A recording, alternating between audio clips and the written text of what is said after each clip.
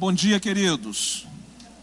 Eu gostaria de convidá-los a abrirem as suas Bíblias no livro do profeta Oséias, capítulo 6. Nós vamos ler todo o capítulo, são 11 versos. Oséias, capítulo 6. E vamos falar um pouquinho nessa manhã sobre os perigos de uma falsa conversão. E nós vamos entender que, assim como acontecera com o povo de Deus no passado, os mesmos sinais e perigos de uma falsa conversão atingem o povo de Deus do presente também. Os perigos de uma falsa conversão. Você pode acompanhar aí na sua Bíblia, pode acompanhar também no seu smartphone, seu tablet e também na nossa projeção. Diz assim o texto bíblico: vinde e tornemos ao Senhor, porque Ele despedaçou e nos sarará, feriu e nos atará a ferida. Depois de 2 dias nos dará a vida, ao terceiro dia nos ressuscitará, e viveremos diante dele. Então, conheçamos e prossigamos em conhecer ao Senhor.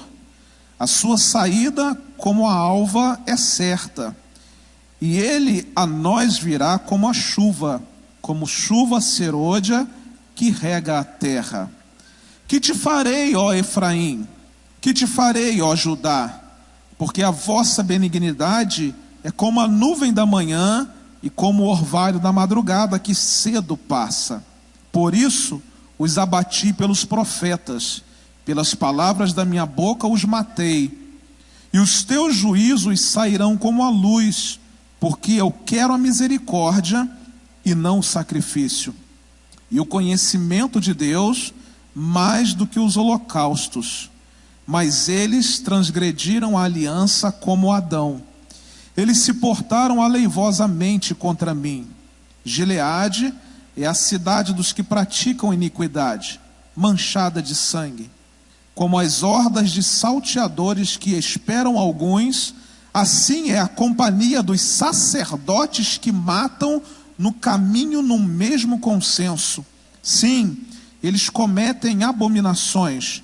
Vejo uma coisa horrenda na casa de Israel. Ali está a prostituição de Efraim. Israel está contaminado.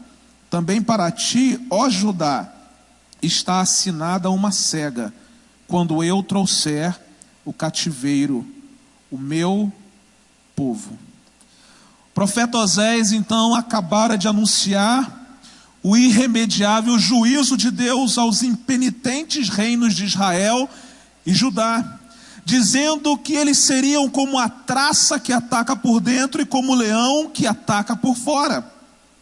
Diante do castigo iminente, o povo então esboça uma reação de volta para Deus, sinalizando então que eles haviam se convertido de fato ao Senhor. Mas a pergunta que nos cabe aqui nessa manhã é a seguinte: será que essa volta do povo ao Senhor é uma volta de todo o coração? Será que essa conversão é profunda o suficiente para livrar o povo da sua destruição? O texto bíblico que nós lemos nos mostra que a conversão de Israel foi uma conversão superficial. Não havia profundidade na conversão de Israel. Na verdade, não houve tristeza pelo pecado, mas sim um pesar pelas consequências dos pecados. Israel queria livrar-se do castigo, mas não estava disposto a desvencilhar-se dos seus erros. Um arrependimento que lamenta apenas as consequências do pecado, em vez de chorar pelo pecado, é completamente superficial.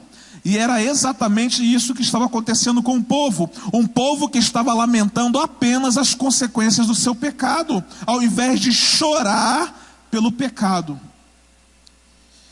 O mal dentro da sociedade de Israel estava tão arraigado na prática da exploração econômica, na imoralidade, na avidez de riquezas luxuosas, que suas profissões de conversão eram profissões absolutamente vazias. Então o que vamos tratar aqui nessa manhã é acerca da falsa conversão de Israel. Uma falsa conversão que não atingiu apenas o Israel do passado, mas uma falsa conversão que também atinge o Israel do presente. Hoje o que mais precisamos fazer é pregar para aqueles que são, entre aspas, crentes. Porque há muitos perdidos dentro da igreja. Muitas pessoas que de fato não tiveram uma experiência com Deus. Pessoas que não tiveram o impacto genuíno do poder operado pelo Espírito Santo de Deus no ato da conversão. Uma falsa conversão que atinge o nosso povo. Então, quais são os sinais e os perigos dessa falsa conversão, de acordo com o que nós aprendemos com o texto de Oséias? O primeiro perigo é um arrependimento superficial. O propósito de Deus na disciplina do seu povo não era a sua destruição. O propósito de Deus na disciplina do seu povo era a restauração. O que Deus esperava era uma conversão genuína, manifestada pelo arrependimento e pela fé. O que é isso, pastor? Esses são os dois elementos da conversão.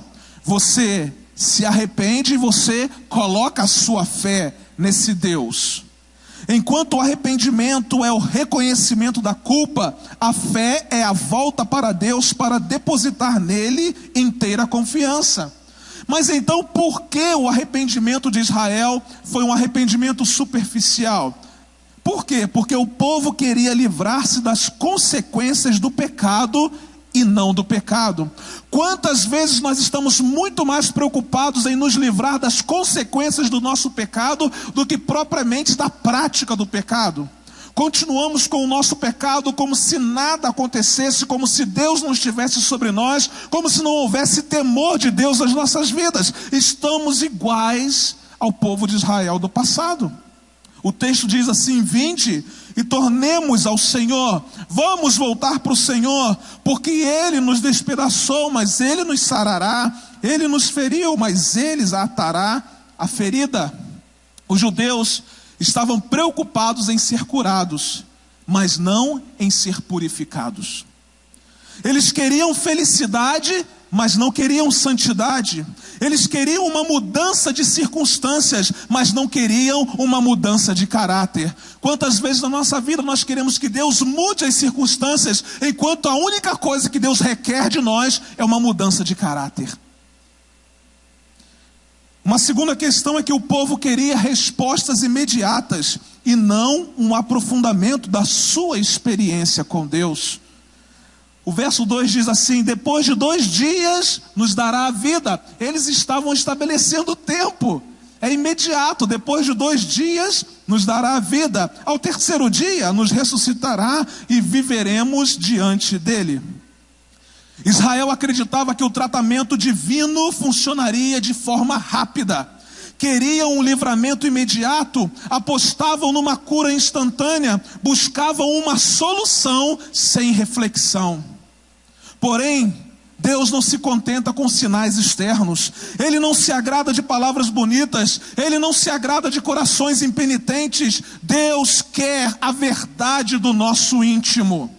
A nação não estava apenas doente, mas a nação se tornaria como um vale de ossos secos. Porém, mesmo diante dos sinais de morte, Deus levantaria o seu povo do pó, o seu espírito sopraria nesse vale de ossos secos, e um exército poderoso se ergueria das cinzas da morte.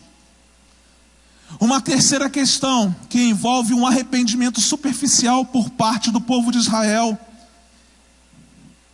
é essa aí. A busca pelo conhecimento de Deus visava mais as bênçãos de Deus do que o Deus das bênçãos. O povo só queria as bênçãos de Deus, mas não queria o Deus das bênçãos. Quantas vezes nós nos reunimos porque nós só queremos as bênçãos de Deus, mas não queremos o Deus das bênçãos. O verso 3 diz isso: então conheçamos e prossigamos em conhecer ao Senhor. A sua saída como a alva é certa, e ele a nós virá como a chuva serôdia que rega a terra. Israel tinha abandonado a Deus para buscar a Baal, que era o padroeiro da sua prosperidade. Eles não estavam interessados em Deus, mas estavam interessados nas colheitas que Deus poderia produzir para eles. Eles queriam prosperidade, mas não queriam conhecimento de Deus. E muitas vezes nós também estamos envolvidos nessa mesma questão. Queremos as bênçãos, queremos as colheitas fartas, queremos a prosperidade, mas não queremos conhecer a Deus. Essa volta para Deus era apenas uma barganha. Eles se voltariam para Deus e Deus se voltaria para eles para abençoá-los com chuvas e com fartas colheitas. A religião natural era tudo o que eles desejavam. Eles queriam uma boa colheita, mas não queriam Deus. Irmãos, às vezes os nossos olhos estão atentos somente a boas colheitas, mas não no Deus da colheita. Queremos multidão, mas não queremos Deus. E é por isso que Deus nos chama a atenção nessa manhã. Porque o nosso arrependimento diante dele é muito superficial. De fato, nós não produzimos um arrependimento sincero diante dele. E Deus nos chama a uma responsabilidade. Um segundo perigo é o amor inconstante. Se não bastasse um arrependimento superficial, Israel vivia um tempo de amor inconstante. Os versos 5 e 6 dizem isso. Que te farei, ó Efraim? Que te farei, ó Judá? Olha o que ele vai dizer. Porque a vossa benignidade é como a nuvem da manhã, e como o orvalho da madrugada, que faz o quê? Cedo passa. Por isso os abati pelos profetas, pelas palavras da minha boca os matei, e os teus juízos sairão como a luz. Deus colocou o dedo na ferida de Israel e trouxe à luz a sua real condição espiritual. Nessa manhã Deus está colocando o dedo na nossa ferida para trazer à realidade os fatos daquilo que nós somos realmente. Deus está tocando na nossa ferida. Além de um arrependimento falso, superficial, o amor de Israel por Deus era um amor epidérmico, vacilante, instável, passageiro. Não havia sinceridade em conhecer ao Senhor e não havia constância em amá-lo. As palavras eram bonitas. O desempenho de Israel era um desempenho irretocável. Exatamente tudo parecia perfeito. Mas Deus sondou o coração do povo e viu que nada daquilo era sincero e que nada daquilo fazia sentido. Às vezes nós vemos performances perfeitas, desempenhos perfeitos na igreja de Cristo. Mas quando Deus sonda o coração, Ele vê que nada daquilo é sincero e que nada daquilo faz sentido. Do coração daquele povo brotavam palavras de um coração sem amor profundo e duradouro por Deus. O amor de Israel por Deus era como uma nuvem da manhã e como o orvalho da madrugada, que se dissipam rapidamente. É muito fácil amar o Senhor quando as coisas não estão bem, porque as tempestades passam, elas não duram para sempre. As tempestades costumam ser rápidas. Nós amamos a Deus muito na hora das tempestades, mas esquecemos do Deus da nossa vida quando as coisas estão muito bem. É um amor inconstante que revela a falsa conversão que existe em nós. Deus não quer que o nosso relacionamento com Ele seja constituído de palavras bonitas e de rituais vazios, mas de corações que se enchem de entusiasmo num dia e no dia seguinte estão o quê? Frios. Esquece o Deus a quem amam. O ritual superficial jamais pode substituir o amor sincero e a obediência fiel a Deus. No verso 6, nós lemos a comprovação de que a palavra de Deus é espada de dois gumes, é martelo que esmiuça a penha. A sua palavra é fogo que purifica o ouro, mas queima as escórias. Por isso, diante da pregação da palavra, os homens jamais poderão ser neutros. Ou eles serão melhores, ou eles serão piores. Não há meio termo. A palavra de Deus sempre exige de nós uma resposta. Nós sempre gostamos de pedir resposta àqueles que são sem igrejas, mas a palavra de Deus sempre exige uma resposta de todos nós. Você nunca pode deixar de tomar uma decisão diante da exposição da palavra de Deus. Tem muita gente que chega em casa e fala assim: a mensagem hoje foi boa, né? Talvez porque não tenha confrontado. A mensagem hoje foi legal, a mensagem foi bonita, o pastor pregou bem. Meu irmão, qual é a sua decisão diante da exposição da palavra? O que é que você vai fazer da sua vida diante daquilo que Deus ministrou ao seu coração? É isso que Deus quer de nós. E às vezes a gente chega em casa e fala assim: poxa, um culto daquele fulano perdeu, ele que devia ouvir aquela minha... Você que tem que ouvir, meu irmão, eu que tenho que ouvir. A decisão de ser melhor ou de ser pior é minha, é sua. Você nunca pode deixar de tomar uma decisão.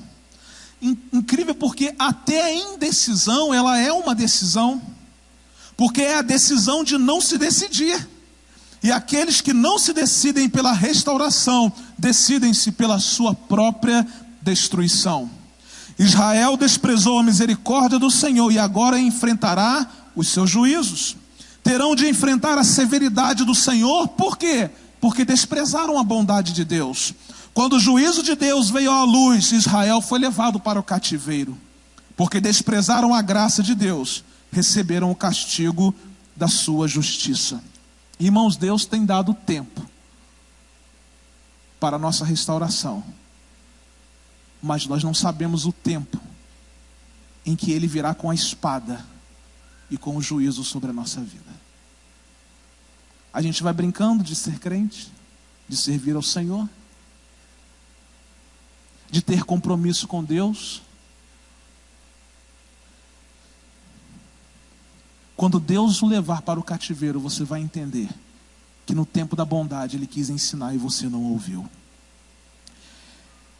Terceiro perigo é o culto fingido.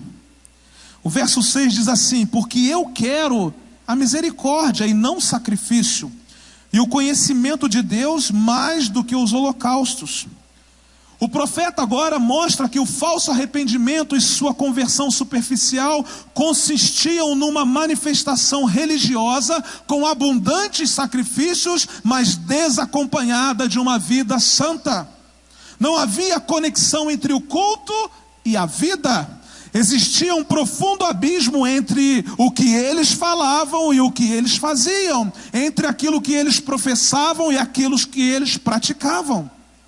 O povo de Israel queria substituir piedade por religiosidade, quebrantamento por desempenho, amor verdadeiro por rituais sofisticados. E é por isso que nós encontramos pelo menos duas verdades nesses versos que nós lemos.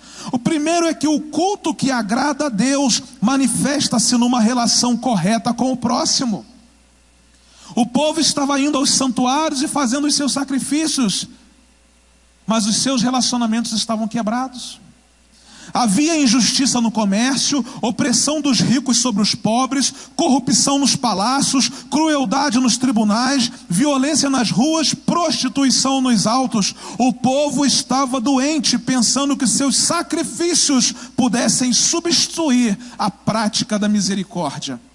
Cultos, congressos, encontros, técnicas, atividades eclesiásticas, discursos, nada disso pode substituir aquilo que Deus pede de nós. Deus pede que o amemos acima de todas as coisas e amemos as pessoas assim como nós amamos a nós mesmos. E ponto final.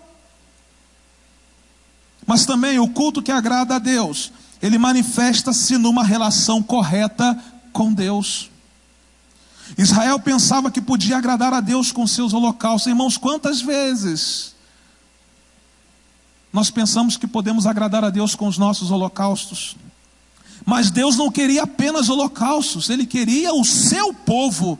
Ele não queria oferendas, Ele queria o coração do povo. Não era suficiente conhecer a respeito de Deus, era um imperativo conhecer a Deus. A conversão de verdade, ela se expressa num desejo de viver com Deus, não por aquilo que Ele dá, mas por quem Ele é.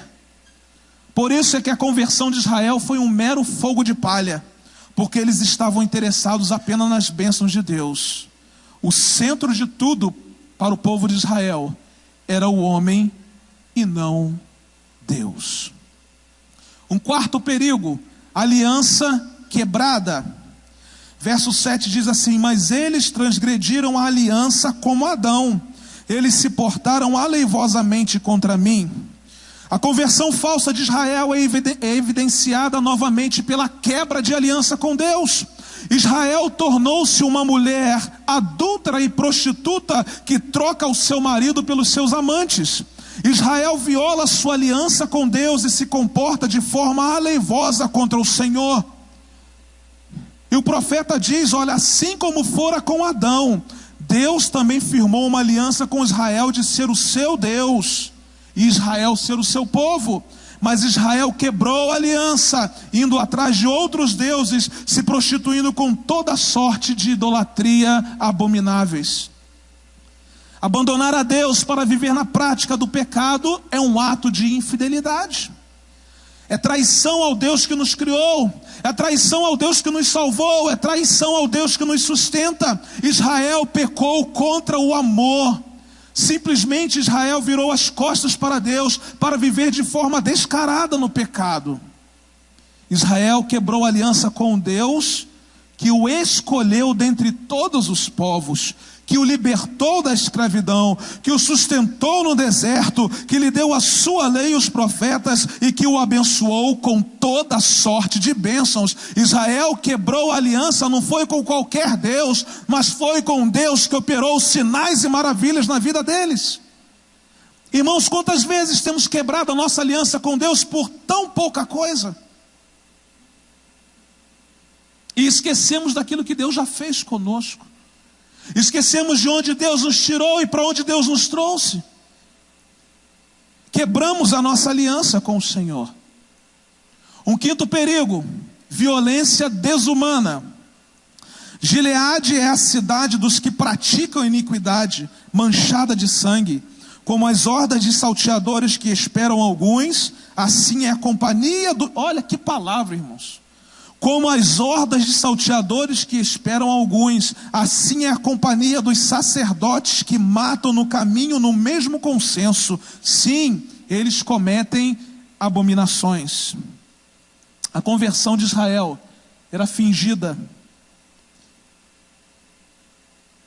mas a sua inclinação para o mal era uma realidade. O povo não se voltou para Deus de verdade, mas se voltou para a violência com toda a força. O verso 8, ele traz o entendimento de que os lugares sagrados que deveriam proteger o povo da violência, promoviam a violência. Gileade era uma das cidades de refúgio, mas agora se converte em cidade da injustiça. Gileade deveria impedir o derramamento de sangue, mas se converte em cidade manchada de sangue, uma cidade dominada por grandes e terríveis pecados. O verso 9 já traz o entendimento de que os ministros sagrados que deveriam proteger o povo estavam explorando e matando o povo. Os sacerdotes deveriam ser exemplos de virtude, deveriam ensinar o povo a lei de Deus, deveriam orar pelo povo, deveriam se colocar na brecha em favor do povo, mas esses sacerdotes estavam explorando e matando o povo. Os sacerdotes se corromperam, tornaram-se numa horda de salteadores que roubavam os bens e tiravam a vida. Eles deixaram de ser agentes da vida para se tornarem mercadores da morte. Ao invés de serem ministros de Deus, tornaram-se embaixadores do diabo. Mas sabe o que acontece? É que no meio do povo, o olhar do povo para os sacerdotes era um olhar de bênção, mas o olhar de Deus para os sacerdotes era um olhar de disciplina e de... Irmãos, e quantas vezes acontece isso num contexto de igreja? Nós olhamos para alguém que pessoa maravilhosa, que homem de Deus, que mulher de Deus. Deus olha e vê um sacerdote que explora e que mata o povo.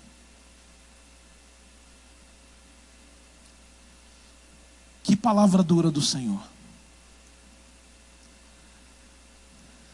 Às vezes nós olhamos para nós mesmos e nos surpreendemos de sermos homens e mulheres de Deus. Às vezes nos gabamos de uma espiritualidade que mais tem a ver com os sinais de falsa conversão do que propriamente de uma experiência com Deus. Nos olhamos no espelho e nos achamos o máximo quando Deus nos olha e diz assim: cara, vocês estão explorando e matando o meu povo. E quando fala de sacerdote, não fala de pastor não, porque todos nós somos sacerdotes diante de Deus. O véu se rasgou. Todos nós agora podemos apresentar diante do Senhor o nosso sacrifício. Ele passa apenas por um sumo sacerdote, que é Jesus. Que tipo de sacerdote nós somos? Que tipo de sacerdote nós somos? Sexto e último perigo: imoralidade contagiosa.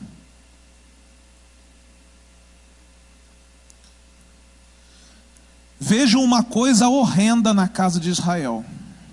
Ali está a prostituição de Efraim. Israel está contaminado. Também para ti, ó Judá, fica rindo não, Judá, está assinada uma cega, quando eu trouxer o cativeiro do meu povo. O profeta Oséias, nesses últimos versos, arranca a última máscara de Israel. E a mão de Deus é tão grande que ela vem arrancar a última máscara do nosso rosto aqui nessa manhã também. Mostrando que não havia arrependimento verdadeiro e nem conversão sincera, mas havia no povo de Israel um aprofundamento deliberado na imoralidade. Nunca vivemos um tempo de tanta imoralidade. Desde a liderança até os liderados, do palácio à choupana, desde os príncipes até os sacerdotes, a nação toda estava entregue a pecados horrendos. A idolatria levou o pecado da imoralidade ao povo. E por causa dessa imoralidade, o povo sofreu amargas consequências. O verso 10 mostra claramente que o pecado do povo de Deus, ele é mais grave do que o pecado dos ímpios. Por quê, pastor? Porque Israel deveria ser luz para as nações, mas Israel foi envolvido pelas trevas dos povos. Em vez de ser exemplo para os povos, Israel limitou seus pecados, imitou os pecados mais terríveis dos povos que haviam à sua volta. Em vez de viver em santidade, Israel entregou-se à prostituição e à imoralidade. Quando um crente peca, esse pecado é mais grave, mais hipócrita e mais danoso do que o pecado do ímpio. Ele é mais grave porque ele peca contra maior conhecimento. Ele conhece a Deus. Ele é mais hipócrita porque o crente denuncia o pecado dos outros, mas o comete em segredo. Ele é mais danoso porque quando o crente peca, mais pessoas ficam escandalizadas e são atingidas. O verso 11 nos ensina que o pecado do povo de Deus também é mais contagioso do que o pecado dos ímpios. Judá contaminou-se pelos pecados de Israel. E Deus disse: Judá, não ri não, porque você também vai ser ceifado. Deixa eu trazer meu povo do cativeiro e você vai ver o que vai acontecer com vocês. Às vezes nós tripudiamos sobre o pecado dos outros e Deus lança a mesma condenação para a gente. Você está rindo de quê? Deixa eu resolver aquele problema lá primeiro e você vai ver a condenação que eu vou trazer sobre você. Judá contaminou-se por causa de Israel. O juízo de Judá tardará um pouco. Ele disse: olha, o povo primeiro vai voltar do cativeiro, mas não vai falhar não. A convivência com Israel contaminou Judá, e como fermento, penetrou em suas entranhas e o ceifou. Eu creio piamente, irmãos, que Deus nos trouxe aqui nesse dia, porque assim como fora com o seu povo no passado, há uma enorme quantidade de crentes que vivem uma falsa conversão. Tem muita coisa para Deus mexer com a nossa igreja, para torná-la de fato uma igreja saudável. Mas tudo começa com a decisão que nós vamos tomar nessa manhã, de nos convertermos de verdade ao Senhor. Todos nós de alguma forma nos identificamos com alguns desses perigos, mas a palavra de Deus ainda é uma palavra de restauração e não uma palavra de destruição. Mas pode ser que Deus a qualquer momento envie a sua palavra de destruição e não mais de restauração. A decisão por uma conversão genuína, verdadeira, é de cada um de nós. Então nessa manhã nós podemos dar um basta nessa vida de religiosidade e ativismo espiritual, que mais desagrada do que agrada o coração de Deus.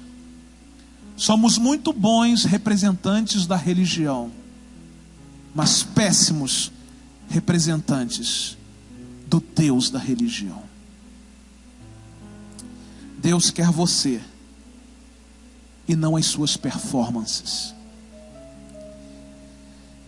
Às vezes nós ficamos tão impressionados com as nossas performances que esquecemos que Deus olha para dentro e não para fora. Aquilo que geralmente impressiona os homens não impressiona Deus. Não impressiona. Uma conversão de verdade requer que abandonemos o arrependimento superficial, o amor inconstante, o culto fingido, a aliança quebrada, a violência desumana e a imoralidade contagiosa. Hoje, Deus nos chama a uma humilhação, a humilhação de nós mesmos e a exaltação dele nas nossas vidas. Hoje é dia de nos humilharmos diante do altar do Senhor, pedindo perdão a Ele pela nossa falta de conversão e decidindo render de verdade toda a nossa vida a Ele. A verdade do nosso coração